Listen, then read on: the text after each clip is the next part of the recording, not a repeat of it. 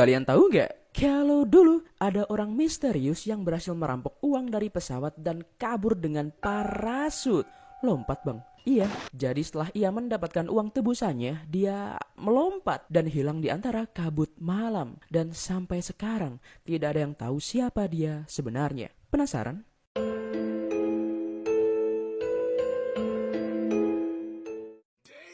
Cerita dimulai pada 24 November 1971. Seorang pria misterius yang mengaku sebagai Dan Cooper membeli tiket pesawat sekali jalan dengan tujuan Portland ke Seattle. Ia kemudian naik maskapai Northwest Orient Airlines dengan nomor penerbangan 305 dan duduk di kursi 18C. Dan sebenarnya ini adalah penerbangan yang singkat, yaitu sekitar 30 menit saja. Tapi siapa sangka jika penerbangan yang singkat ini akan menjadi sejarah yang panjang sampai sekarang. Dan seperti para penjahat yang menyamar pada umumnya, Dan Cooper ini akhirnya duduk di pesawat itu dan berbaur, mengenakan dasi hitam dan kemeja putih, rambut rapih dan tidak menunjukkan gerak-gerik yang mencurigakan. Para pramugari saat itu menganggap orang ini hanya pelancong bisnis biasa dan mereka tidak melihat ada yang mencurigakan dari Dan Cooper. Tapi tiba-tiba Cooper menandai seorang pramugari maskapai itu yang kebetulan bernama Florence Schaffner. Cooper kemudian memberikan Florence selembar kertas. Awalnya Florence mengira isi kertas itu hanyalah nomor telepon dari Cooper. Dia sejatinya sudah biasa dengan hal ini karena dari dulu banyak pebisnis yang suka menggodanya dan memberikan nomor telepon mereka. Jadi Florence cuek aja dengan hal ini.